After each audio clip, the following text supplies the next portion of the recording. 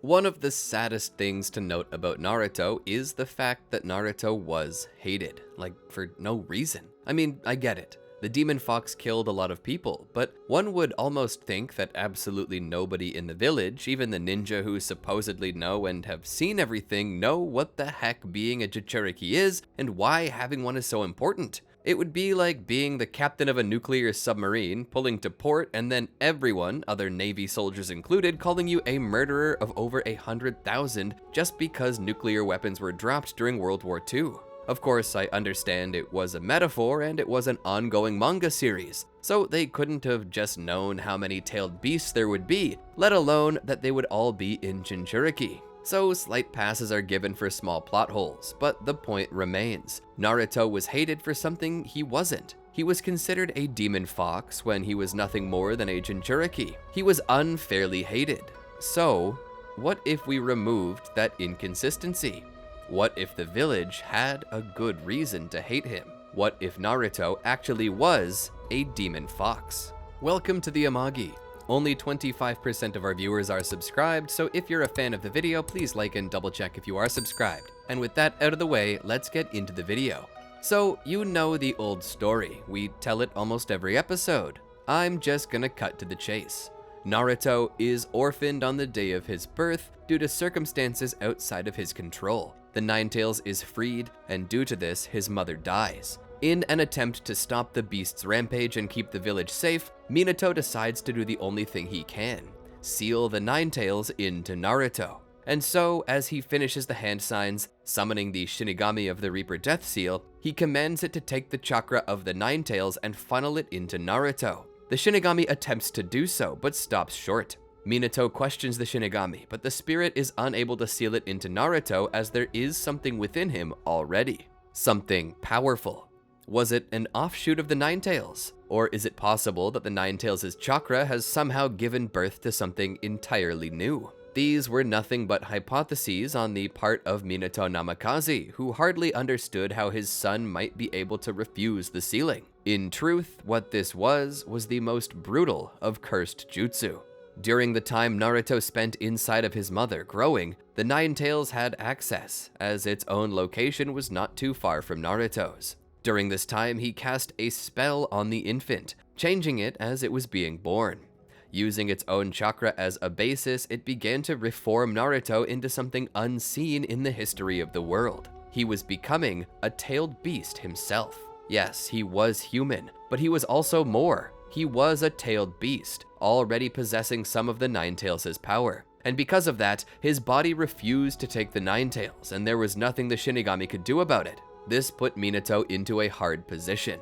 He was in the process of dying. He wouldn't survive this night and had maybe a minute left before he blacked out. He couldn't seal the beast into his child, but he couldn't let it go free either. There was no winning here, so Minato decided to do the one thing he could in order to protect the village, and just hoped that someone one day would be smart enough to know what he did and undo the seal. He sealed the full Ninetales into himself and, like Kushina had originally suggested, would drag it with him to his grave.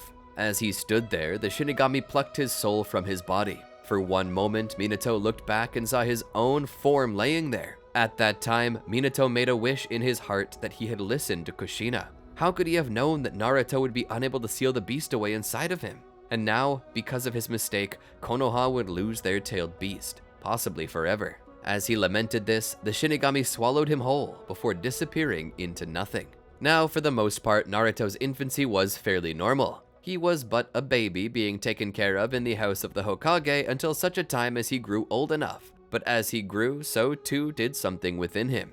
As Naruto lived by himself, he attempted to become a shinobi to bring direction to his life. And through this, he began to study chakra and ninjutsu. Was this the trigger? Was it simply inevitable that this might happen? It was unknown, but something within Naruto changed. It all happened on the night of his 11th birthday. As Naruto prepared to sleep, he felt anxious, like something was deeply wrong, but he ignored it. He tried not to think about it. Maybe it was simply because it was so close to Halloween. Perhaps he was simply feeling that seasonal spirit. Sleeping alone in a large, dark apartment without anyone around, closing and locking his bedroom door so as to not need to worry about what might be on the other side, he settled back into bed. Sure, if there were someone or something in the apartment, such a weak lock on a door connected to a weak frame wouldn't do anything. But there was at least a little comfort in knowing that the door was locked. Turning over toward the window, he looked out over the village, toward the moon as it hovered in the sky above in its fullness, not a shred of dark on its edges to be seen. It glowed like a massive Byakugan looking down upon them, and though he couldn't explain why, he was mesmerized by it, unable to look away. This went on for a good few minutes until a sudden bout of drowsiness dragged him down into the cradling arms of sleep.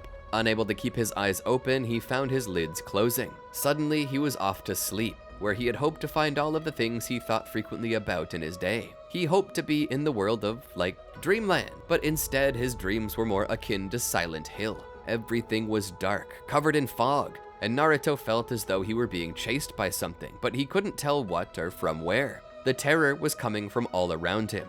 There were others in his dreams too, screaming, running, crying out for help. There were bodies, so many bodies. What a nightmare it was. Good thing that's all it was. Or at least that's what Naruto said when he woke up in the bathtub the next day, wearing a lot less than he had been the night before. He didn't think much about it at first. He left the bathroom to make breakfast, but as he went to pour the milk into his cereal, he stopped and thought about it. What was I doing in the bathtub last night? After breakfast, he decided to do a little more investigating. He had never displayed any sort of sleepwalking in the past. Was last night really just that freaky that he started sleepwalking? As he looked around the bathtub, he didn't notice anything.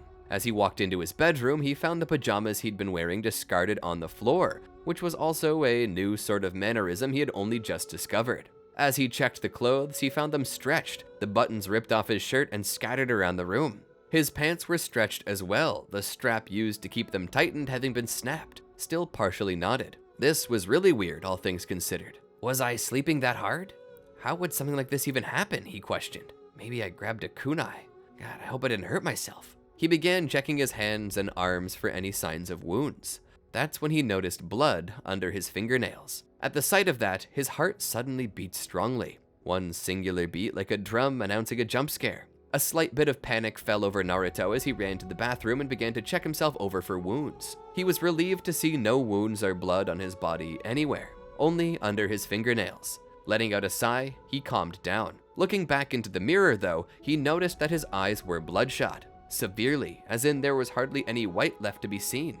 With a little worry, he drew closer to the mirror and examined them closely. Was it an allergic reaction? Pink eye? No, it seemed to be from strain. He had strained himself harshly, and as he continued checking his face, he noted what seemed to be an alteration in his smile. His incisors were slightly more elongated, and his tongue seemed kind of scratchy, like sandpaper in his mouth. Dang, is this what puberty's like? He questioned, wondering if that could explain all the weird things. I guess I'm at that age, he thought. My body must be growing faster than it can keep up with. And with that, he didn't think too much further about it. It's not like he had anyone around to talk about it with. He was a lonely kid indeed, not because he was an outcast or anything, but simply because he was an orphan. The people of the village were kind enough to him, and often store owners would pass him items for free, just to ensure he got to eat. His loneliness spawned from being alone at home. There was nobody he lived with to explain to him what going through those natural changes was like, so he assumed this was normal and didn't think too much about it. Watching the news, he saw a story about a gruesome scene where a good few bodies were discovered mutilated. Dang, that's just like my dream, he thought. Interesting coincidence. According to the news story, there was at least one witness, though the credibility of the witness was questionable. After all, their report spoke of an inhuman monster, something akin to a werewolf, but more like a fox, if anything. A werefox? A demon fox, they called it, claiming that it ripped people to shreds and ate their internal organs right in front of them. This witness would be taken in for psychological care. Their story was so incredible and so odd that nobody could believe them, some even going so far as to believe that the witness was the murderer. Naruto was of that mind, being one of those home detectives who put together cases and motives in an amateur way while watching the news. We've all done it at least once, you know? Naruto believed the witness was guilty. Putting away the remote, Naruto would turn off the TV and head out to the academy for his next day of instruction. Time passed. Nothing really changed. The event passed from Naruto's mind. That was until one particular night. You see, Naruto was out with Hinata. They were just having a bit of fun, as kids do. It was the weekend, and Hinata was able to stay out a little later than usual. And as for Naruto, well, he didn't really have anyone enforcing any rules on him, so no, he didn't really have a curfew. Now, you should know, Naruto and Hinata kind of have a little thing for each other. Most of the other citizens find it cute, and sometimes, on weekends, they like to sneak off toward the lake and skip stones, talking about their future. For people so young to already be talking about getting married was odd, but that was the nature of their relationship. "Just 7 more years, Naruto would say as he skipped the stone across the surface of the water. Hinata, in her excitement, would nod vigorously. "That's not even that long. We're already 11, she would say. Then my father will allow it." Hiyashi always was a careful man, caring deeply for his daughter. Having known Naruto's father and that he was the legacy of Minato Namikaze, he had great hope for Naruto and his determination, believing he would grow into a fine man one day. Naruto would use this as means to become responsible, taking his studies as a shinobi seriously, using Hinata as a reason to become the best he could, hoping to prove Hiyashi right for believing in him. But this was an unlucky night.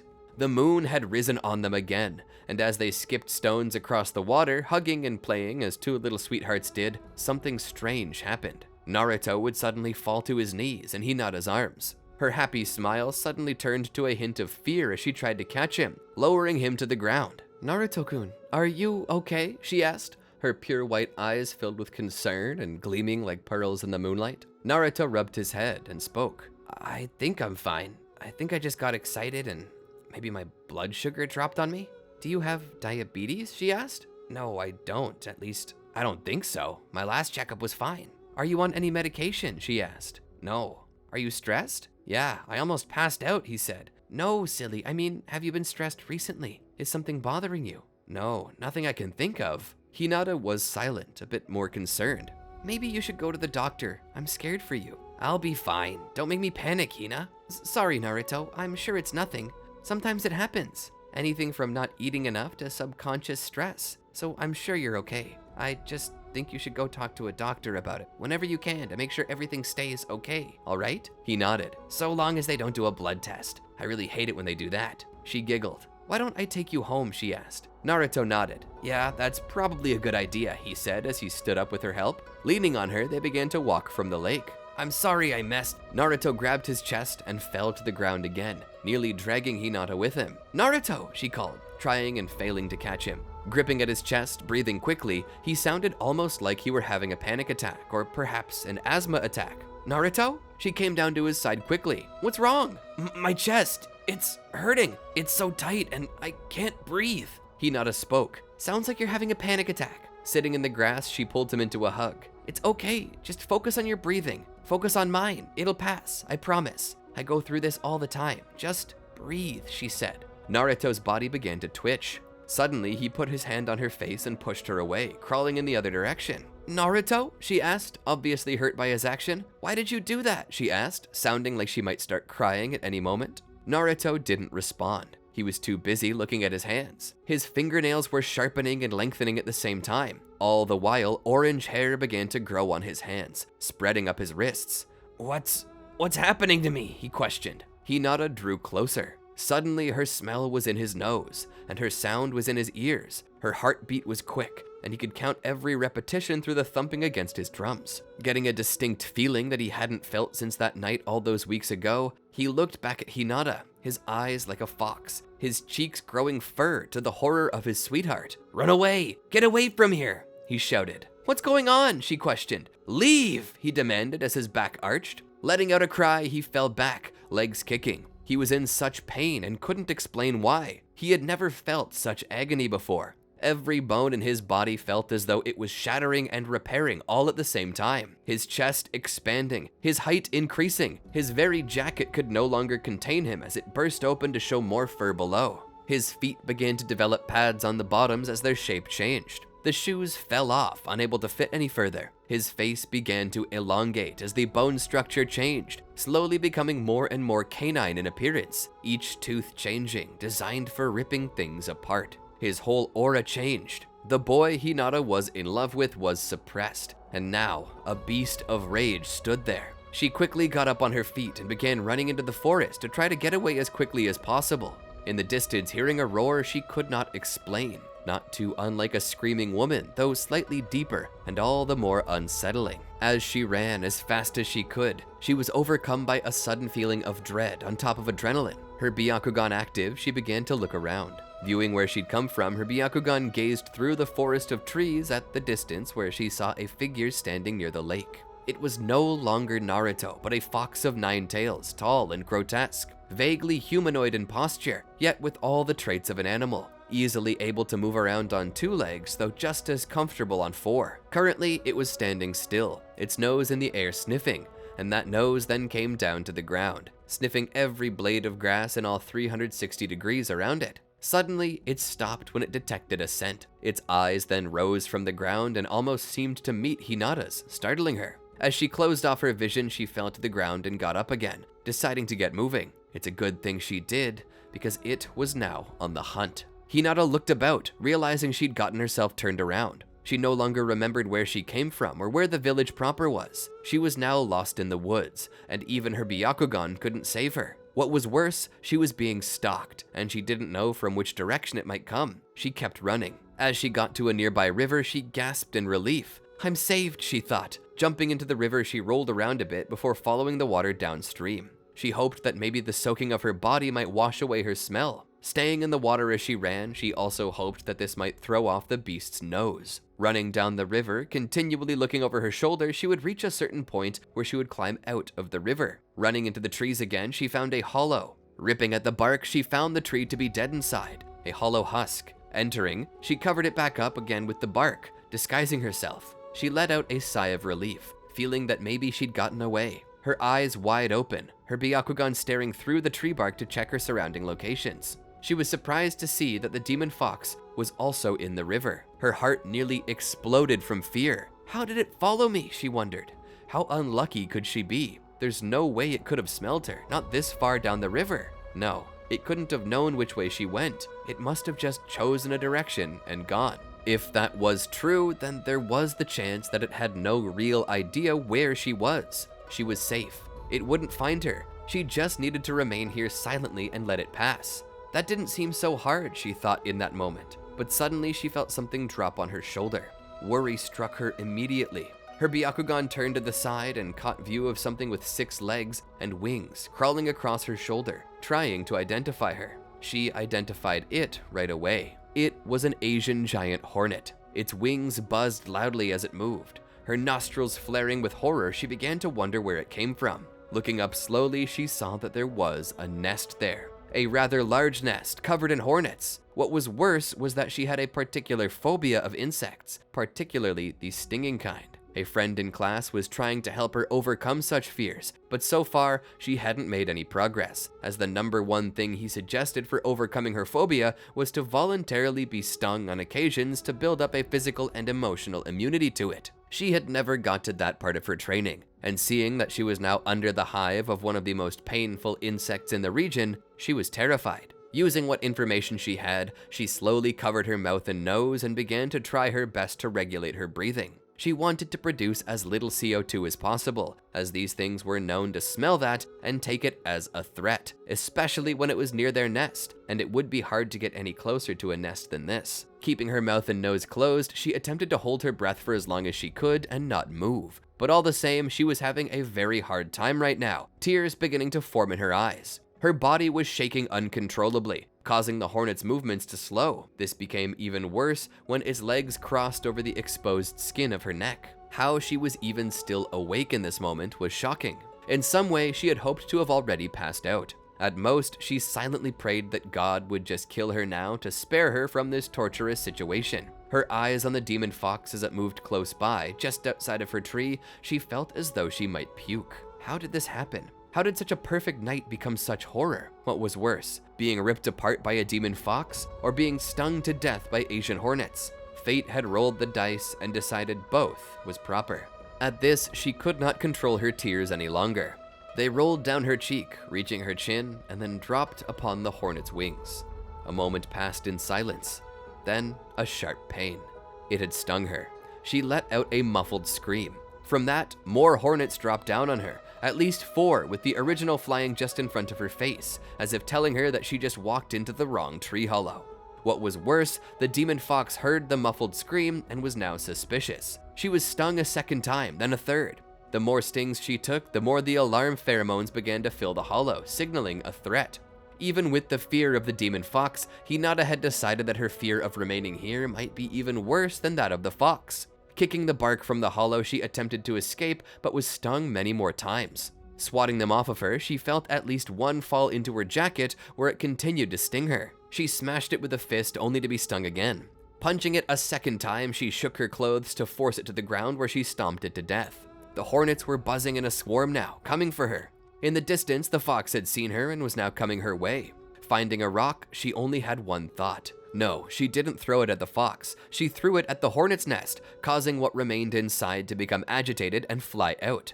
It was just at the right time as the fox ran right into the swarm and was attacked. It let out a cry as it swatted against these creatures. Hinata was stung multiple more times. While the fox was being attacked, she made a break for it. Jumping into the river again, she hit the water and began to roll around, catching as many hornets as landed on her in the current. Once they were gone, she ran further down the river, as far and as fast as she could. But then came a point where she couldn't go any further. Her skin felt as if it were on fire, her head hurt, and she was dizzy. Falling to her knees, she puked into the river. The toxins from the hornet's venom were spreading rapidly through her body. She was about to be left incapacitated by the stings. She needed to find somewhere to hide, fast.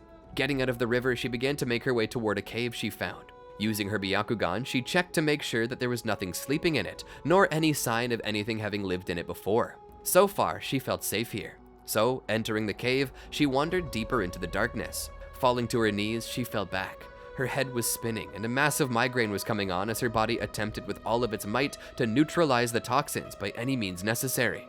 Under any other circumstances, her father would have taken her to the hospital by now. She wished he was here right now. She could really use him. Tears ran down her face as she grit her teeth. The pain was intense, and she felt like she was dying.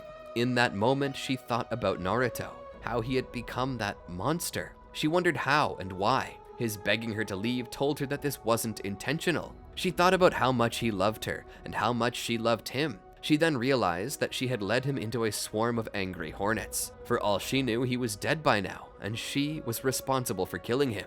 This made the crying worse. She began to pray that he survived, though as if her prayers were answered in a way she did not expect, a shadow appeared on the wall of the cave, projected from the opening. She saw a large beast with large ears and 9 distinct tails. She questioned how it had found her, but now it didn't really matter. She had run out of energy and stamina, and the poison in her system had left her unable to fight back or flee. The best she could do was silently press against the wall behind a small boulder and hope that it passed by, but the shadow only grew closer. Naruto woke up in a hospital at about dusk the next day. He felt terrible. It seemed he'd been stung more times than he could imagine by hornets, so many times that the doctors were surprised he had lived at all. As he lay in the hospital bed, one of the nurses noticed and ran outside to call someone. A little time passed before Naruto saw anyone else. It was at that time someone came in from the Konoha police, a man of the Fuma clan. He sat down by Naruto and began to speak. "What can you tell us of last night?" he asked. "Last night?" Naruto questioned. "Yes. What can you tell us?" Naruto tried to remember. It was all coming up fuzzy. He tried to focus when suddenly he remembered. "Hinata!" He sat forward. "Where's Hinata?" he asked. The Fuma clan police officer remained quiet before speaking. "Hinata Hyuga is dead." Naruto was shocked. "What? What happened?" "That's what we're trying to find out from you," he said. He thought back and remembered more of what happened. The feeling he got, the strange dream he had of chasing a deer through the woods. Tears came to his eyes as he seemed to remember. When looking at the officer, he knew what was going on. Swallowing, he spoke. "We were chased by wolves." "Must have been one hell of a wolf to do what it did to Hinata. My only question is why it didn't do anything to you. And furthermore, why were you naked when we found you?" "I was?" The officer nodded. Naruto had no answer for them really. He had come up with the first thing on his mind. "Swimming. I wanted to go swimming in the lake." "So that's the reason why you were missing your clothes then?" Naruto nodded. "We had thought that it was a possibility when we found your duds by the shore. Then again, I've never seen anyone take off their clothes like you did. Your shirt and jacket were split in half, right up the spine. Your pants were ripped as well, and your shoes stretched and ripped. Do you have any explanations for that? Naruto thought about it. I can't remember. Maybe a bear got a hold of them? They weren't like that when I left them, he said. Can you explain why you had human tissue under your nails? Human tissue? DNA results match it to Hinata Hyuga. Any clue why you had her skin and blood under your nails? I was distraught. She was the love of my life. I tried to wake her, even if she was mauled to death. Naruto looked to the officer. The officer then spoke. I think you should know. Hiyashi is really unhappy right now. He's adamant that you killed Hinata. He says that it seems reminiscent of the murder that happened a week ago. He wants to see you hang. The best help you can do right now is just confess to what you did. Maybe we can find you some help. Naruto looked down towards his sheets and spoke. I'd like to speak to a lawyer. The officer took in a deep, slow breath before letting it out. Standing up, he spoke. If that's the way you want to play it, rest up good, because you're gonna be in for a wild ride. The officer left. Naruto watched him go. He went down the hall to talk to a couple other officers, pointing back toward Naruto's room. Naruto was no lip reader, but he could already tell that the officer was demanding them to watch his room closely. Naruto needed to get out while he still could. Slipping out of bed, he tightened his gown and slipped on a pair of pants nearby. Putting on the slippers provided for him, he removed the IV drip from his arm and went to the window. Opening it up, he threw a leg over the side and then gripped on with the chakra below his feet. Getting down the building, he fled. At about that time, the officers discovered that he had gone and began to call it in. Hiyashi Hyuga, who'd been sitting nearby, looked in their direction, his white eyes reddened by tears and mourning, his expression now twisted in anger and disgust. He would not suffer this injustice. As Naruto walked through the village, he looked around and noticed so many people looking at him. What once was open stores and happy smiles turned to fearful glances and closing doors. Apparently, word had spread. Naruto was the demon fox, and the people were terrified of him, thinking him to be the spawn of the Ninetales from years earlier. And maybe he was. That didn't matter though. He needed to get back to his home and gather his things. Getting back to his house by sundown, he entered and grabbed a new outfit. From there, he began to try to get everything he would need. Toothbrush, toothpaste, mouthwash, food, water, some extra changes of clothes, and his handheld console. He further grabbed some scrolls and ninja tools and unloaded his piggy bank, taking whatever money he had managed to save from monthly allowances from Hiruzen. Getting it together, the sun had now disappeared and had been replaced by the moon as he prepared to go. That's when he heard a voice shouting, "Where do you think you're going, Naruto?" Naruto looked out the window to see Hiyashi standing there in battle armor, holding a torch. Behind him was a mass of others. Hyuga and those who felt justice required swift action to stop the demon fox. Naruto's face was covered in terror. I gotta get out of here, he said. Grabbing his keys, he opened the door and closed it behind him, locking it just in case he ever did need to come back. Likely a wasted moment. Trying to flee from the rooftop to another, one of those below pointed up at him. There he is! Get him! They all began to chase after him. Naruto was now living his worst nightmare. How did this even happen? Why was this happening? What had caused him to become whatever the heck this was? It wasn't fair. It was unfair. He didn't want any of this, and now he was being hunted over something he could not control. He was going to be killed by Hiyashi. At the very least, Naruto wanted to escape. The further he ran, the more it became obvious that he had nowhere to go. Hiyashi was a seasoned veteran who had the mind of a master chess player, and Naruto was just the noob who was moving his king around just to stay out of check. He was running out of time and places to go. He was panicking. Eventually, he was surrounded. Hiyashi appeared around the corner along with members from his gang. Along the roofs, more Konoha nin were looking down at him. Naruto pressed himself against the wall. Go away! I just want to be left alone, he said. Are those the last words Hinata said to you before you killed her? Hiyashi asked. Naruto shook his head. I didn't kill her. Don't lie to me. I always could see right through you. You killed her, and you know that, don't you? Naruto sat there for a moment, tears in his eyes. I swear, I didn't mean to. I didn't mean for any of this to happen. And yet here we are. My daughter is dead, and you're trying to escape the village, trying to escape justice, trying to escape me.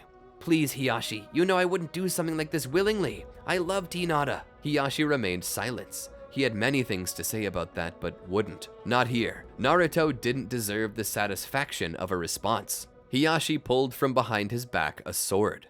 You can't do that. It's against the law, Naruto said. Hiyashi nodded. It is, but I don't really give a rat's ass. My firstborn daughter is dead, and I demand blood be repaid. Let Hiruzen stamp his feet. This is no longer a matter for Konoha. This is a Hyuga matter, and we will deal with it as we please. Hiyashi drew closer. You took advantage of my hospitality, of my daughter, and of her heart. You attacked her and killed her, and now I'm going to prove what kind of monster you are deep down, fooling us all. I'm not fooling anyone. No, you're not. Least of all me, Hiyashi said. He raised his blade and pushed it into Naruto's right shoulder, pinning him to the wall. Naruto let out a cry. Suddenly, steam poured from the wound as his body began to regenerate with inhuman power. Hiyashi spoke. You know, when they showed me her body, I couldn't even identify her. That was your fault. It was only through DNA testing and fingerprinting that they could even determine that it was her. I'm sorry, Hiyashi. I didn't mean to, Naruto said, his eyes already glowing red, his teeth extending. But if you don't get away from me right now, you're gonna end up the same, he said in a voice slowly changing to something not his own. I really want you to try. Naruto kicked Hiyashi away and pulled the blade from his shoulder before throwing it to the ground. Already his frame had bulked up, but he wasn't quite there yet. Move, now, he said, his voice mixed with a low-toned growl like an animal's snarl. You'll have to make us, Hiyashi said, taking a spare sword from one of the others nearby. Naruto's breath began to show through his nostrils, as suddenly he began to finish his transformation. His new form tore free of his body like a snake shedding its skin, and as it stood there, its orange fur standing on end, it growled, saliva dripping from its face. Hiyashi smiled as the others neared him backed away. Hiyashi drew closer with his new blade and circled around the demon fox. Moving in with his katana, the blade sliced into the beast's ribs. The fox demon roared and knocked Hiyashi away. It then charged the main group that scattered with fear. Hiyashi stood with help from the others. Shaking off his wound, he called out to them, Let's go fox hunting, boys! Naruto fled through the village. People screamed upon seeing him. At this point, the demon fox was not hunting though, it was attempting to flee. As it ran, it was being followed closely behind by Hiyashi and his angry mob of shinobi. The fox found itself cut off by the mountain where the Hokage monument was, so it began attempting to scale. As Hiyashi caught up, he saw it climbing the mountain. Smiling, he snapped his fingers and opened his hand. A crossbow was delivered to him, one with high enough tension to make a shot like this. The veins around his Byakugan appeared as he strained his vision. This one's for you, Hinata, he said. Firing the bolt, it struck right between the beast's shoulder blades. It let out a roar and nearly fell, but held on tight. Hiyashi pulled the bowstring back and asked for another bolt. Raising it again, he then aimed for the arm currently holding it up. Shooting right into its hand, he brought the beast down. Hiyashi came around with his katana. As it seemed to carefully move away from Hiyashi, Hiyashi pulled out a set of 3 kunai. Throwing one at the demon fox, it startled and tried to get around. Hiyashi threw another 2 at its feet, causing it to trip, allowing him to get close. As it scrambled to its feet, Hiyashi stepped in and dragged his blade across the backside of its knees, severing the tendons. As he fell back, it tried to crawl away, but Hiyashi planted a foot on its clawed hand, and another on its chest as he drove the sword in, pulling it out only to do it again another 5 times. As the beast seemed to calm from the pain and loss of blood flow, he raised his blade again. This is for everyone that you've killed. He plunged it deep into the beast's heart. The fox demon let out a cry like a scream before its head fell back. Hiyashi took a step away from it. In that moment, he returned to human form. Naruto lay there, his heart pierced by the blade. Tears streaming down his cheeks, he spoke. I don't know why this happened to me. I'm sorry, he said. If this happened to Hinata and I were killed, would you have done the same? Hiyashi stood there, looking down at Naruto. No, I wouldn't have. Then why did you do it to me? Because you are the one who killed my daughter. Whether on purpose or accidental, I will avenge her always. You don't know what it's like to be a father. Naruto took a deep breath from his tears and spoke. You're right, I don't. And now, thanks to you, I never will. His eyes closed, and he died. The village moved on. Hiyashi was reprimanded by Hiruzen, who would offer Naruto a proper burial. The tragedy was true. Naruto never meant to be what he was, but that didn't change the fact of what he was. And now it was too late to help him. He was already gone. Hiruzen simply hoped that Naruto found his peace in heaven, where he could finally be with his mother and Hinata again. And that's where I'm gonna call it for today. This one was a real downer, and a little frightening too, but hey, I guess it is spooky season, so it fits the theme. I hope you all enjoyed the story. I'm hoping to make at least one more Halloween-style story before Halloween grows too cold. I hope you'll be there for it. And hey, if you liked this, make sure you tell us about it in the comments, and be sure to click that thumbs up button. It tells YouTube to show others. Feed the algorithm, my children. Feed the algorithm! Don't forget to subscribe as well, as that helps support us and helps us bring you more stories that you like. And if you've already done that stuff listed, thank you. Seriously, it means more to us than you know. I hope to see you next time, but if you simply can't wait for more, check out these other great videos from our channel. Until then, peace out.